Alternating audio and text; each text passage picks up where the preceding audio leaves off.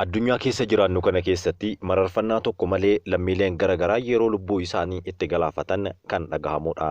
Inumaa itti caalee yeroo ammaa kana biyyoota addunyaa garaagaraa keessatti namoonni ofiin lubbuu isaanii galaafachuun baay'inni isaanii dabaleetiin jira.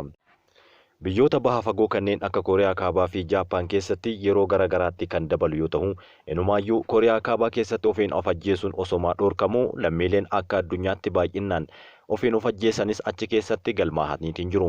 Garuu biyya kana caaluudhaan sadarkaa addunyaatti ofiin of ajjeesuudhaan kan beekaman lammiilee Jaappaan yoo ta'an, waggaatti lammiileen hedduun lakkaa'aman of ajjeesanii kan argaman ta'uu gabaasaaleen marsariitii addunyaa garaagaraa ni gabaasu. Gochi kun beekanis tahee osoo hin beekin biyya keenya keessattis yeroo garaagaraatti kan mudatudha. Magaalaa Dambidoollootti dhiheenya kana kan ta'es kanuma.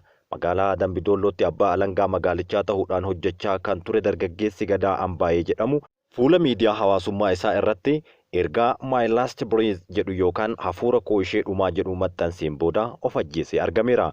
Itti gaafatamaan waajjira abbaa alangaa magaalaa Dambidoolloo obbo Jabeessaa Dheeressaa akka himanitti Gadaan wiixata guyyaa guutuu waajjiratti hojii isaa hojjechaa akka oole hima.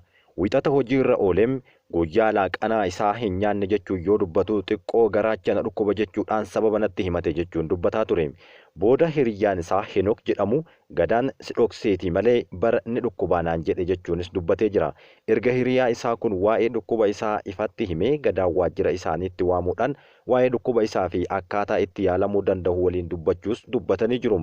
Waajjira kootti waameen maaltu si dhukkube jechuun gaafatte, kanaafuu wanti si dhoksiise maaltu jira jechuunis gaafii dabalataa akka gaafate yoo himu abbaan alangaa kun innis dura kalee isaa baay'ee akka dhukkubu himuu fi amma garuu fooyyeen akka isatti argamee fi anis boqonnaa akka fudhatuu fi mana yaalaa deemee akka ilaalamu yookaan akka tajaajilamu eeyyameefii ture jechuunis dubbateera.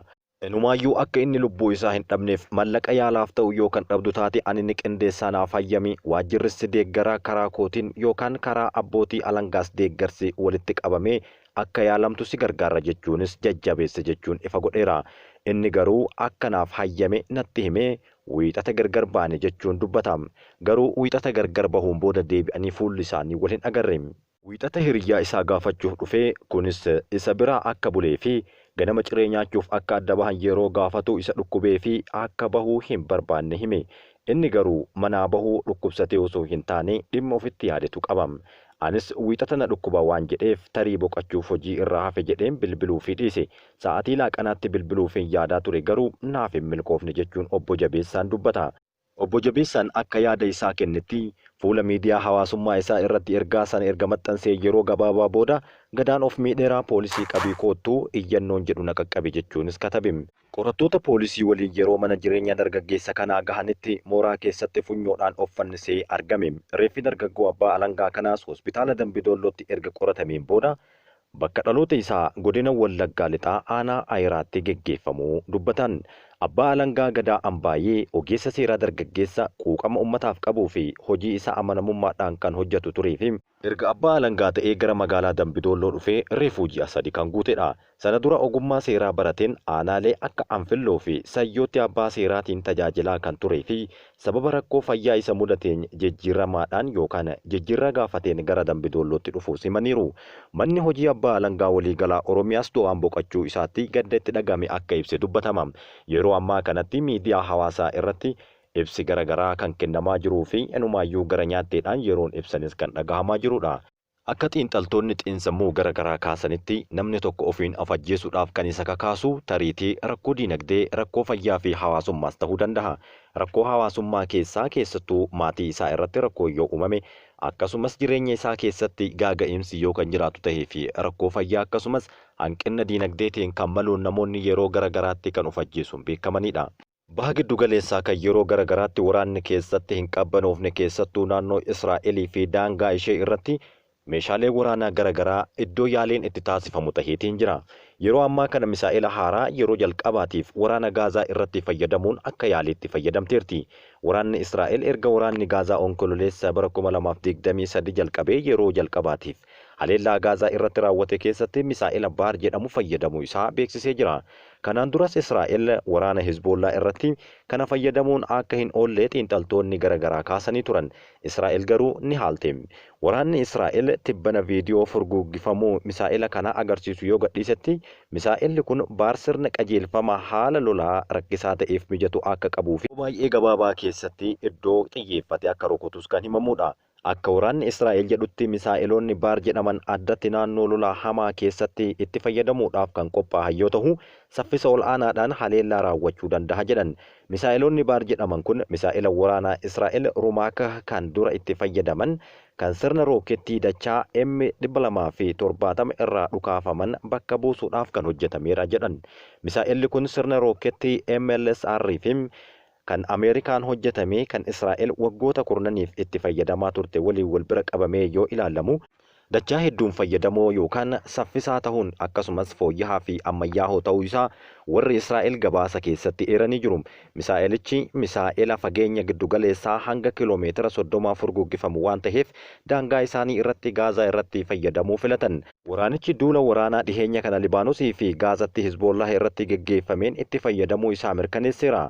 Ajajaan kutaa waraanaa kun akka Rooytarsitti himetti fakkeenyaaf loltuun damee kana keessa jiru tokko waraana faallaa misaa'ela irraa xiyyaara qabatee yoo arge yeroo gara raadiyoon qunnamu irraa eegalee daqiiqaa 7 keessatti misaa'elli kun akka sirriitti isa rukutu kan xiyyeeffatudha jedhan. Misaa'elichi qaama sirna ittisaa waraanaa Israa'el sadarkaa ol aanaa qabu ta'uudhaan waraanni Israa'el itti fayyadameera jechuun ragaa bahan. Akka waraanni Israa'el jedhutti birgeedii hidhannoo 282ffaan qaama haleellaa Hamaas irratti geggeeffamaa jiruun naannolee kibba Gaazaa irratti xiyyeeffachuudhaan misaa'ila Baar kana Elbit System kan jedhamu irraa hojjetame jechuun fayyadameera.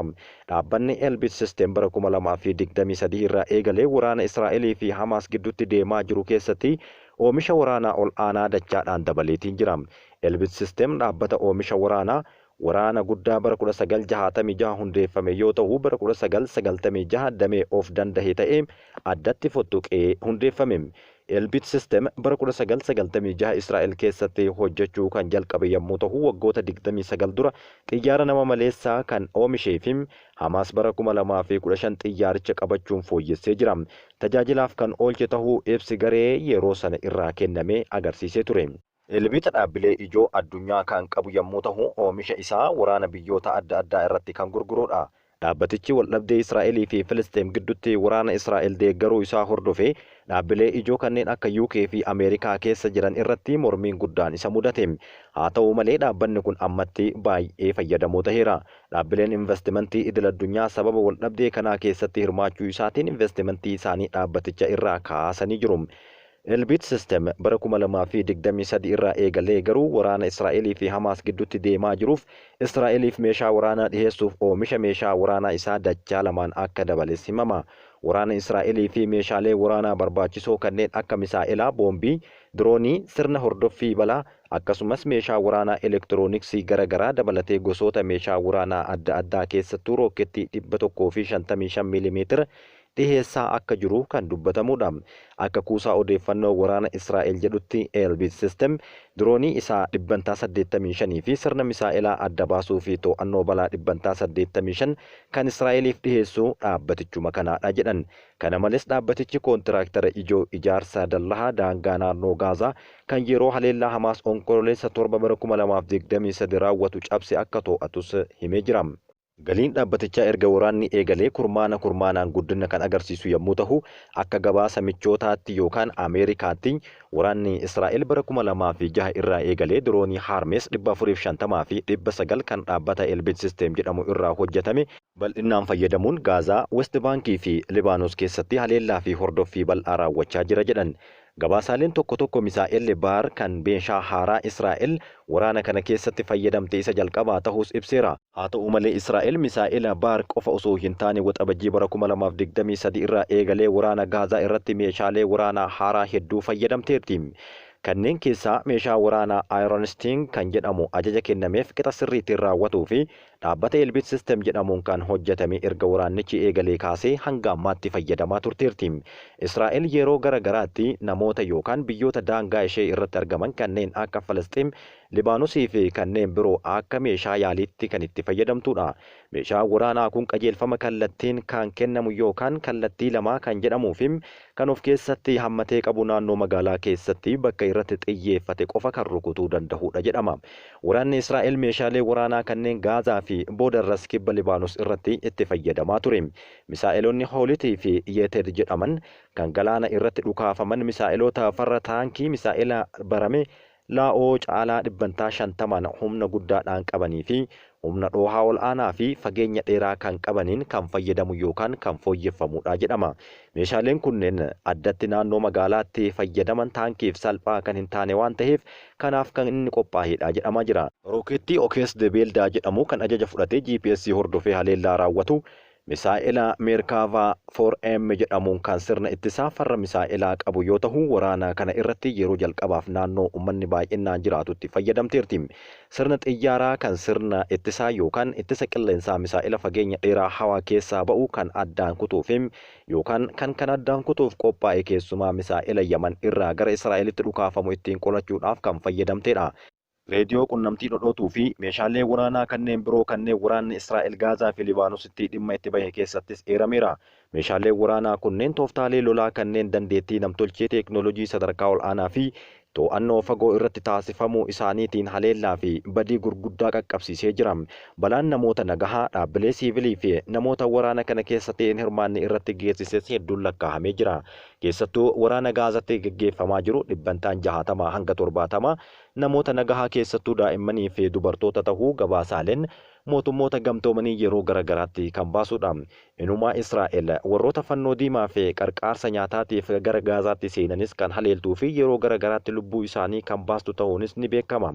Kanaan wal qabatee manni murtii yakkaa idil addunyaa Netanyaahuu fi hoogganaa waraanaa duraanii Yaa'oof Gaalant irratti ajajaa hidhaa yookaan ajajaa mana murtii kan baase yoo ta'u hanga ammaatti garuu sababa Ameerikaatiin hojii irra osoo hin oolin hafeera.